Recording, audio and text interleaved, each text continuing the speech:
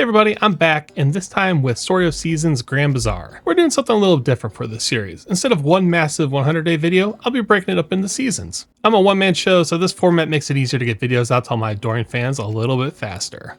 For this run, I'm not setting strict goals, we're just going to see how far we can get with the 100 days. Will I grow my bazaar into a world-famous market, or will I crash and end up crawling back to my 9 to 5? Will I become a legendary bazaar hustler, or be doomed to a life of poverty? So let's settle in and let's see how the spring season treats us here in the town of Zephyr. If you're excited to join me on this cozy journey, don't forget to hit that like button and subscribe for more Story of Seasons content. And I'm kind of curious, if you played Grand Bazaar, who did you choose to romance in Zephyr? Drop your answers in the comments below. Alright, with that all out of the way, let's dive into spring.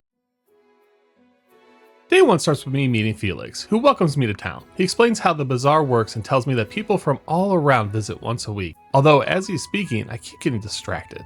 After our conversation, I walk around town and see the villagers going about their daily routines. While exploring, I notice a sprite run by my feet and another floating in the air. Suddenly, I hear fireworks and head back toward Felix in town. Felix shows me to my stall and gives me some items to sell so I can start earning money for my farm. Felix then announces my arrival to the town folks and everyone gathers around.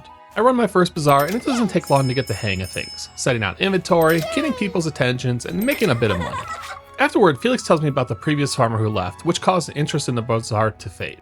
He's clearly passionate about restoring it and believes I might be the one to bring it back to life. Before ending the day, he shows me to my house for the evening. They just seem to be giving away houses in Zephyr Town.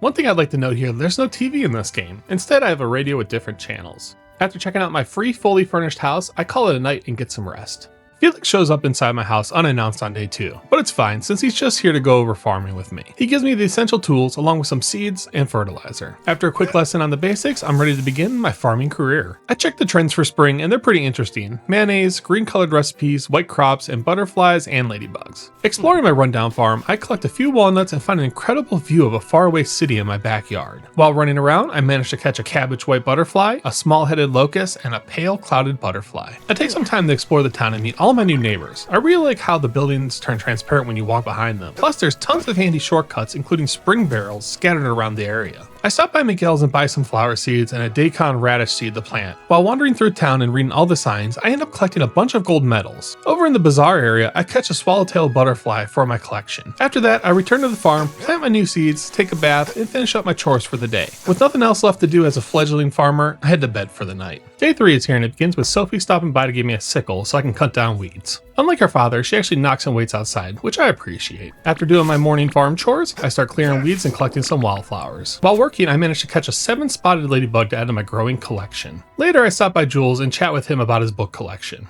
He mentions that Derek isn't much of a reader, but Jules, being a teacher, has a real passion for books and wants to share some recommendations with me. While I'm there, I check his bookshelf and find a recipe for herb pasta. In town, I spot Sophie outside the cafe and give her the weeds she asked for. Then I head inside and meet Derek. While we're talking, Kevin runs in with a plan to prank his mother by putting a bug on her back. Derek quickly steps in and helps Kevin come up with a different prank, something harmless for both his mom and the bug. Madeline interrupts to remind Derek to get back to work, so we part ways. While wandering around afterwards, I catch a ruby ladybug for my collection. I swing by my home briefly to decorate my house with some flowers in the vase before heading back to the cafe where I meet Freya. She gives off strong, if we dated and broke up, she'd write an album about me energy. Turns out she works out of town during the day and visits the cafe in the evening to relax. After that, I head back to the farm, finish my evening chores, and call it a night. Lloyd stops by on the morning of day 4. He's a traveling merchant who's staying in Zephyr for a while. I'm pretty sure he secretly moonlights as a lead singer of a Midwest emo band, but he hasn't admitted to it yet. Lloyd tells me he's in need of minerals, so he gives me a hatchet and encourages me to gather some rocks and ores to bring to him. I spend some time mining and collect a few rocks and pieces of iron, which I turn into him. While I'm in his house, I rummage through his belongings and find a recipe for focaccia bread. Later, I see Sophie in front of the cafe talking with Felix. While we're chatting, Wilbur stops by to say hello, and Lori and Sylvia join in to talk about flowers they've been picking. It's clear that Sophie is the heart of the town. She's approachable, kind, and genuinely joyful to be around. I spend the rest of the day mingling around town, foraging, and finish up my nightly chores before heading to bed. Day 5 begins with a huge commotion outside. Felix is out there making a scene. When I go to check it out, I find out that he brought me a chicken. He teaches me how to feed it, use the bell, pet it, and hold it. Afterward, we take the chicken outside and Felix is just radiating pure excitement. We talk a bit about the bazaar before he heads out for the day. I get to name my new feathered friend and I decide to call it Wing. Down in the field, it's my first harvest. The turnips are looking great. I use a Mario style butt pound to harvest them in style.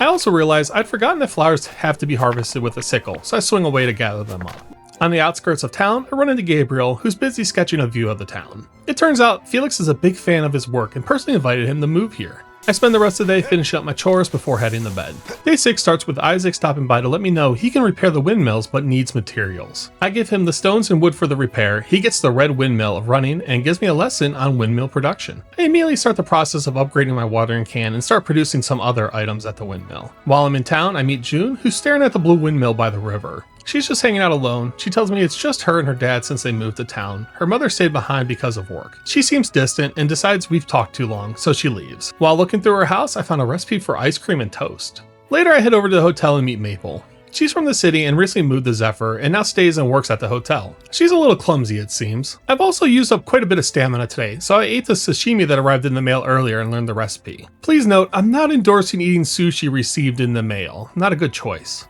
In the evening, I get my copper watering can from the windmill, bringing me one step closer to being the best farmer of all time. I also break into Freya's house and find the recipe for cafe au lait. With everything wrapped up for the evening, I head to bed. Yet another knock on my door to start day 7. This time, it's Wilbur. That mustache is glorious. He introduces himself as a carpenter who can help expand my storage, but more importantly, he's also a fisherman. He gives me his old fishing rod and tells me I can keep it, but asks that I catch some small fish for him in return. After finishing my morning chores, I head out to the water and catch a silver carp, dace, bitterling, and dark chub. Once I fulfill his request, Wilbur rewards me with some bait. I spend the rest of the day running errands around town. Later in the evening, I finally get some lumber processed and put my hoe and fishing rod into the windmill for upgrades. With everything squared away, I head home and get some rest. Day 8 starts with Felix showing up, full of energy and ready to seize the day. It's Bazaar Day, and he explains how the Bazaar review board works. They evaluate our sales and determine our rankings. He also mentions that he runs his own shop and invites me to stop by. Unfortunately, staying up late last night was a bad idea. I'm already running late for the bazaar. I stop by the windmill and pick up my newly upgraded copper hoe and copper fishing rod, then sprint to my stall and get it open right away. Business is great and I managed to sell a ton of items. During the afternoon break, I talked to Wilbur and purchased a storage expansion to help with the inventory issues I'm having. I also stopped by Miguel's stall and pick up a cherry tree, some strawberry seeds, and onion seeds. Maple also has a request for me, so I head over and talk to her and find out she needs 10 flowers. Luckily, I still have some left over from the bazaar, so I hand them over. She's thrilled and rewards me with some tea leaves. While I'm at her place, I check her bookshelves and find a hidden recipe for egg tart. After that, I return to my farm to catch up on all the chores I missed in the morning.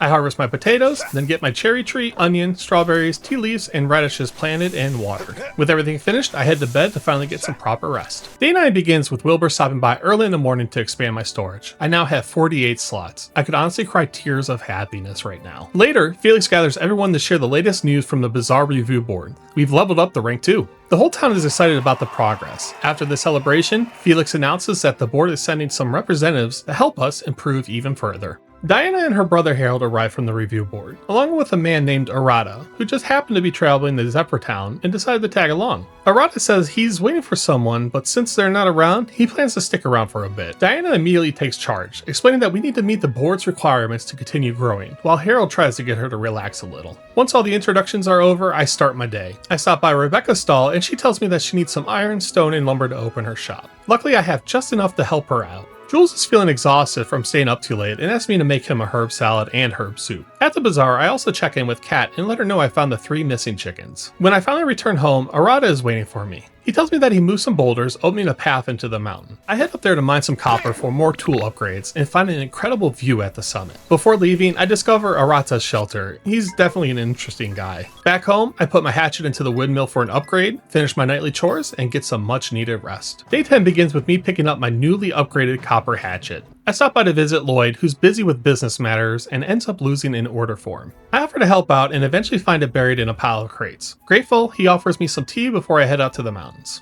On my way in, I catch a black swallowtail butterfly. While exploring deeper into the area, I run into Arata, who seems to be in the middle of training. He reassures me he isn't homeless, he just enjoys spending time in the mountains, saying it's good for his body and soul. He invites me to train with him sometime, and honestly, how could I say no? Arata mentions that he's always training to become stronger, but admits he doesn't really have a clear reason why. It seems like he's still figuring that out for himself, so I give him some space and continue exploring, eventually catching a hermit crab. That evening, I put my sickle into the windmill for an upgrade and spend the rest of the night gathering materials before turning in for the day. It's day 11, which marks the start of the flower festival. Before heading out, I take care of my daily chores and realize I may have accidentally left Wing outside overnight. I apologize profusely to him. He's just a chicken, so he probably won't remember, right? My copper sickle is ready for pickup at the windmill, so I grab that before heading into town to join the festivities. The flower festival is all about giving flowers to everyone in town, and I take that to heart, sprinting across the entire countryside to hand out flowers to anyone who's willing to accept them. Afterwards, I stop by Jules' place and give him the food he requested. He's pleased and rewards me with a cherry tree seed in return. I spend the rest of the evening wandering around town and enjoying the calm atmosphere. Before heading to bed, I swing by the windmill one last time to pick up my newly upgraded copper fishing rod. Day 12 is here and the anticipation is high for the festival. After quickly finishing my morning chores, I rush back to town and hand out even more flowers. I really want to win this contest. First impressions matter after all. When the clock strikes noon, I meet with Felix to wrap up the festival. I wait anxiously for the results and the winner is announced. It's me! That's right, I took first place after handing out 50 flowers in under 24 hours. My rewards are some green tea and a massive trophy. After the festival, I find June's missing bag and return it before heading into the mountains. The trip is worth it. I gather plenty of copper, enough to put my watering can in the windmill for another upgrade. With everything accomplished for the day, I settle into my favorite sleeping spot and call it a night. We start with a lovely surprise on day 13. The nature sprites visit my farm. I meet Ivy, Finley, Honey, Webby, and Penny. They're thrilled that someone can actually see and hear them. They tell me that they have a request to do my best for both farm and the bazaar. They also teach me about happy energy, which is gathered naturally and serves as their power source. Just as suddenly as they appeared, they disappear again. This morning, I pick up a windmill churn. I'm not entirely sure what it does, but I have a feeling it'll come in handy later. I also collect my upgraded copper watering can. I spend the day foraging, catching a white-lipped tree frog in the mountains and a tree frog in town. I return June's missing bag and she's secretly thrilled that I found it. I also deliver the perfume Derek asked for while I'm nearby. Over at the hotel, Maple and Stuart are having a discussion about customer satisfaction. Maple's in great spirits afterwards and kicks it into high gear cleaning up. She tells me about her duster, a gift from her older brother, and how she wants to make her family proud. Gabriel has a request for me as well, and while visiting his house, I happen to find a recipe for omelet rice. I stop by my stall to deposit some bugs in storage and learn about stall decorations, so I set up my new windmill churn. Later I go fishing since Arata asked me to catch 10 fish and share some tips on becoming a better angler. I catch a goldfish, an empty bottle, a tamoroko, and an amermino, along with a few others I've caught before. In the evening, I deliver the perfume Gabriel requested, and he rewards me with a signboard for my bazaar. Before heading home, I make one last stop in the mountains. Arata is happy to hear my fishing advice and gives me some bait as thanks. It's been a long and busy day, so I head to bed to get some well-deserved rest. Day 14 starts off quiet. I finish Karina's request, which means she'll now be running her own stall in Zephyr. Later, I see Diana working with Felix and Harold on improving the bazaar area. She pulls me aside to talk about her team's efforts and asks me to do my best to help turn things around. After my morning foraging trip to the mountains, I catch June and Sophie chatting together. Sophie received a compliment on her necklace, which turns out to have been crafted by June. June blushes hard at the praise. The two keep talking and eventually promise to stay friends until they're old ladies. At the hotel, Maple seems unusually focused on cleaning, almost like she's on a mission.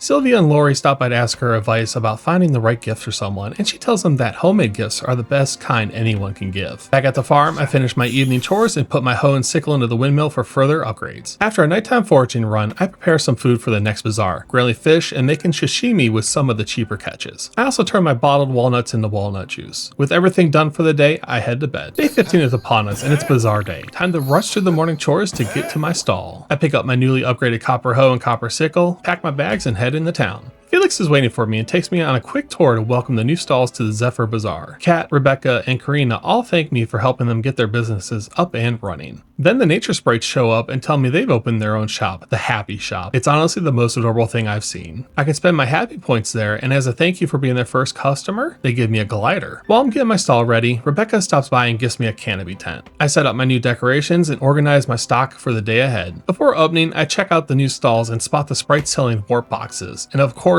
I can't say no to that. The idea of warping items instead of running back and forth is too good to pass up, so I grab both the Bazaar and Red Mill ones with zero regrets. The morning shift goes smoothly. I end up making around 9,500 gold. I decide to hold off on using the cheer meter until it's fully charged. During the afternoon break, I purchase a bag expansion and the double jump technique. When the second shift starts, I unleash the fully charged cheer bar and sell my high-priced items. It's totally worth it. I earn an extra 2,000 gold on top of my normal profits, making me a little over 26,000 gold and completely selling out out of everything. With my new glider and double jump, I take some time to explore previously unreachable areas. I even discover gold in the mountains, though I can't mine it yet. After wrapping up, I return to my farm, finish my chores, and get some well-earned rest. Day 16 is the day after the bazaar, so I head over to check out the results. Unfortunately, I didn't level up this time. I was only 3,000 gold short of the requirement, which is a little disappointing. Still, no point on dwelling on it. I make a quick trip into town and visit the home of the nature sprites. They're as cheerful as ever and explain to me that this is where they live. They also tell me that if I bring them items, they'll reward me with happy points, and with enough gifts, the items itself will naturally level up. For example, giving enough forage items can raise them from 0.5 stars to 1 star. While I'm out and about, I give Sophie a birthday present, which she absolutely loves. The rest of the day is spent leveling up mushrooms and foraging around the countryside, a productive way to recover from the bazaar. After a while, I managed to collect enough silver to upgrade my hatchet, so I drop it off at the windmill. I realize I still need to get my turnips planted, but in my rush, I completely forgot to check my stamina. Right in the middle of fertilizing, I pass out. You live and learn, I guess. Day 17 has arrived, and well, my apologies. I forgot to record part of it. The only thing you missed was me picking up my newly upgraded hatchet from the windmill. After that, I stopped by the cafe and bought a bunch of items, then started eating through them to learn the new recipes. Later, I headed into the mountains and caught a thorny grasshopper. The rest of the day was spent foraging and giving gifts to the sprites to help them level up items. We start day 18 a little later than usual, but I still managed to get plenty done. I spend most of the morning foraging and working on leveling up items through the sprites. I also put my fishing rod into the windmill for an upgrade and start producing a good amount of jewelry. When I stop by the mayor's house, I walk in on Sophie giving her dad an earful. Felix broke a plate while trying to help with the household chores, wanting to do his part around the house. Sophie doesn't want him to stress himself out, but she also admits he should learn how to handle things on his own in case she moves out. Maybe even to get married someday? I step in and suggest a compromise that works for both of them, and they seem satisfied with the idea. During the conversation, Sophie mentions that Felix's mother was actually the one who helped establish this village long ago, a nice bit of town history. I spend the rest of the evening foraging, put my hoe into the windmill for an upgrade, get some more jewelry production going, then call it a night. Day 19 begins with me picking up my newly upgraded fishing rod and hoe.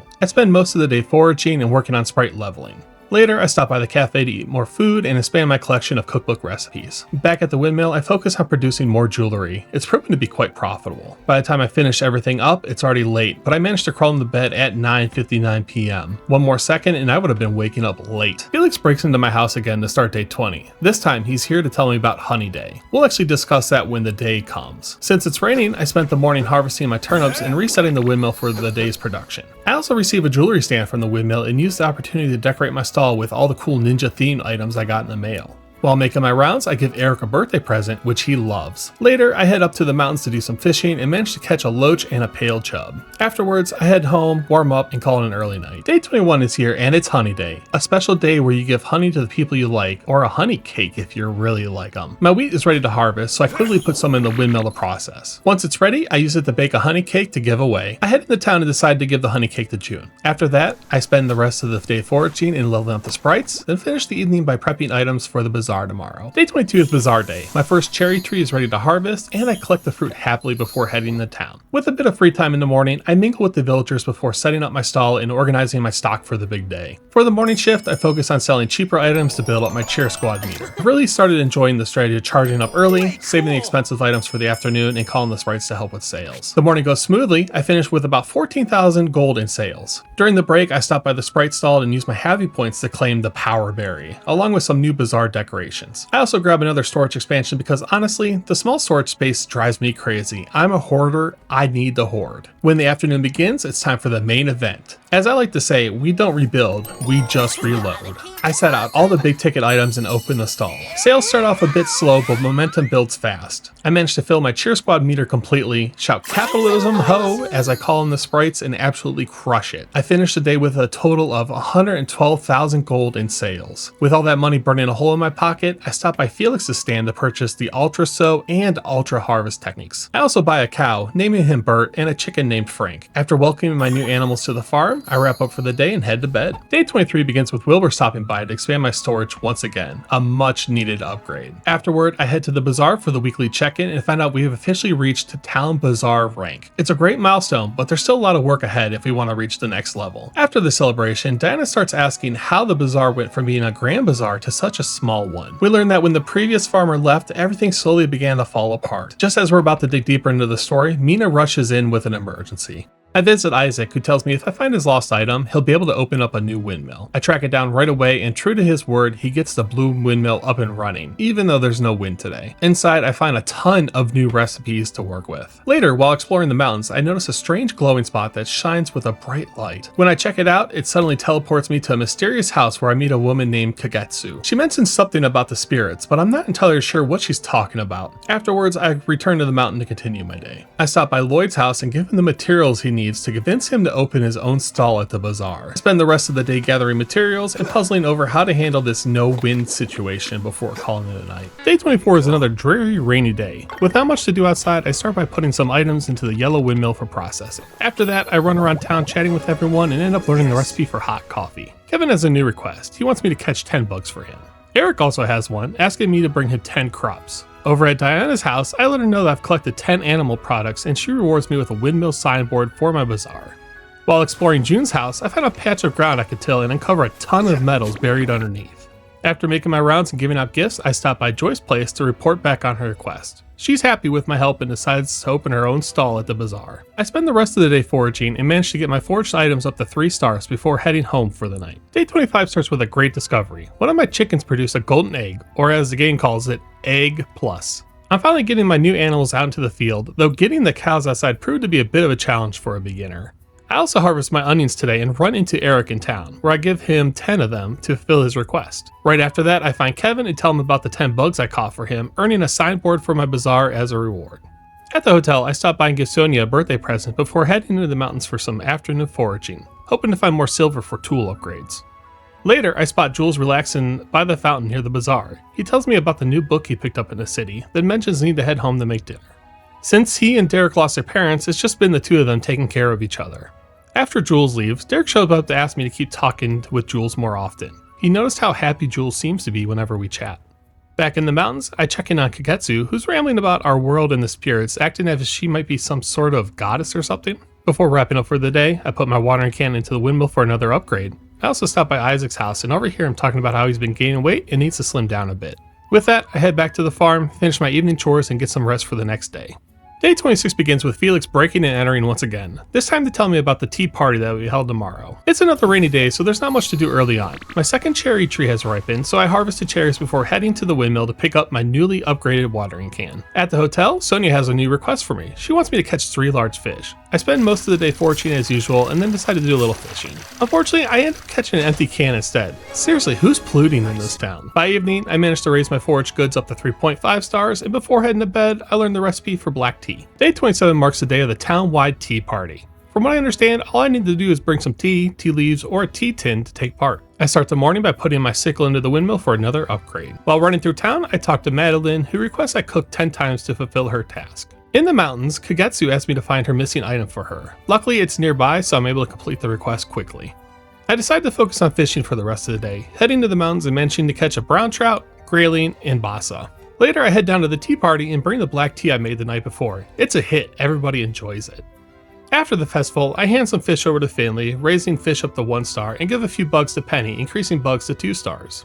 While I'm still in town, I do a bit more fishing and catch a mugatsuku. Back at my farm, I pick up my newly upgraded silver sickle before returning to the mountains. I visit Arata and give him the food he requested, convincing him to open a stall at the bazaar. I wrap up the day with some late night foraging before heading to bed. Day 28 is here and it's my birthday. I start the day by harvesting my rice and then head into the mountains to forage a bit. After spending the morning in the mountains, I head into town. Over at the mayor's house, Sophie lets me know she needs more herbs since Felix used them all up. Later, I stop by Laura and Sylvia's house where Jules has given them a lesson. Sylvia is throwing a bit of a fit because she's not a fan of math. Jewel makes a deal with her. If she can get perfect marks, she can have whatever she wants. Afterwards, I put my hatchet into the blue windmill for an upgrade. Without my hatchet for the evening, I decide to spend most of my time fishing instead. Once I've had my fill, I return home and prepare food for the bazaar tomorrow before turning in for the night. Day 29 is here and it's another bazaar day. Bert is now fully grown and producing milk, my buttercup flowers are in bloom, and the cherry tree is ready to harvest. At the bazaar, Felix shows me around the new stalls. We visit Joy's new present wrapping stall, Lloyd's ore selling emporium, and Arata's heavy hitters, which offers facilities for beekeeping and mushroom foraging. Before opening my stall, I buy a sheep and name it Wooly. I also stop by a happy shop and buy storage boxes for the blue windmill and the mountains. After checking out Arata and Lloyd's new setups, I visit Garan to let him know I have 4 animals. I'm a bit rusty this morning, so sales start off slow, but I still managed to make around 27,000 G. During the afternoon break, I visit Wilbur to request a second field and ask Arata to open up the beehive area in the mountains. For the afternoon shift, I restock with big ticket items and open up again. Sales pick up and I finish the day with 73,000 G in total. Afterwards, I visit Wilbur again for the bag upgrade and ask Arata to open the mushroom area in the mountains. I also purchased the real power technique from Felix to improve my fishing skills. I stop by the blue windmill to pick up my golden hatchet and then swing by Freya's to give her the cup of warm milk she requested. In return, she teaches me the recipe for mint tea. Over at the cafe, I talk to Madeline about the cooking I've been doing and she teaches me the mushroom rice recipe. Sophie also rewards me for bringing her herbs by teaching me the herb rice porridge recipe. Everyone in this town loves teaching me how to cook, but no one ever cooks for me. Before wrapping up for the day, I do a bit of mining with my new hatchet, then head home and call it a night. Day 30 marks another Bazaar review day, and we've officially reached the City Bazaar rank. Everyone is thrilled, and Diana points out that I've been practically carrying the Bazaar on my back. During the celebration, Sonia and Stuart start talking about the previous farmer, and we learn that it was actually Felix's mother. She used to be both the mayor and the farmer. When she discovered that Felix wanted to be mayor one day, she left town so he could take over. Since then, Felix has been searching for a new farmer to fill the role she left behind, which has caused him no shortage of stress. Diana encourages Felix to keep working hard to grow the Bazaar, hoping that one day his mother will hear about its success and return to Zephyr. When I get back to the farm, the sprites are awaiting me. They've created a new game called Happy Bingo, which lets me earn extra happy points to spend at their shop. All I have to do is complete tasks listed on the bingo card. I'll get the prizes for finishing rows and a grand reward for completing the entire card. With no new trends revealed until the start of summer, I just spent the rest of my day foraging and taking it easy, waiting for the new season before planning my next bazaar. Day 31 begins with Felix's signature move, barging into my house without warning. This time he introduces me to Samir, a tall, white-haired man who looks like he walks straight out of a divine painting. A moment later, Arata calls out for him, and we learn that Arata originally came to town to hang out with Samir. Apparently Samir's parents asked Arata to keep an eye on him. When Samir found out about Arata's living conditions, he immediately insists that Arata move into the hotel and bunk with him. After they leave, Wilbur stops by to let me know about the second field I requested is ready. As the most popular person in town, I'm not done with visitors yet. Arata swings by to tell me about the beehive area in the mountains he has prepared for me. Now that I'm free of my socially crazy morning, I harvest my rice and then head over to check out my new field. Later, I visit June's house where she's talking with Sophie about her trouble communicating with people. When I step closer, June notices a tear in my clothes and insists on fixing it. We find out that she makes custom patches and even offers to design one for me. Afterwards, I do some foraging before stopping by Lloyd's house where he's chatting with Felix. Felix has been asking Lloyd about his travels and the different cultures he's encountered. Once Felix leaves, Lloyd invites me to share some tea. He admits that he's grown fond of Zephyr Town and feels torn. Part of him wants to stay, but the traveler in him still yearns for the road. At the cafe, I come across Jules and Derek having a brotherly argument. Derek's wanting to prove that he's grown up and decides he's going to cook dinner for Jules to show him how responsible he's become. By the late afternoon, I've managed to raise foraging to 4 stars. I also put my watering can into the blue windmill for another upgrade. Before ending the day, I remember the new beehive area and make a late night trip to place a bunch of flowers up there, just to see what happens. Afterwards, I return home, unload my inventory, and call it a night. And that wraps up spring season here in Story of Seasons Grand Bazaar. Thank you so much for watching and spending time with me in the town of Zephyr. I really appreciate all the support. Next up, we'll be diving in the summer where things start heating up at the bazaar. Will business boom or burn out under the sun? You'll have to tune in to find out. If you enjoyed this episode, please don't forget to leave a like and subscribe so you don't miss the next part. Thanks again for watching, and I'll see you in the summer at the Grand Bazaar.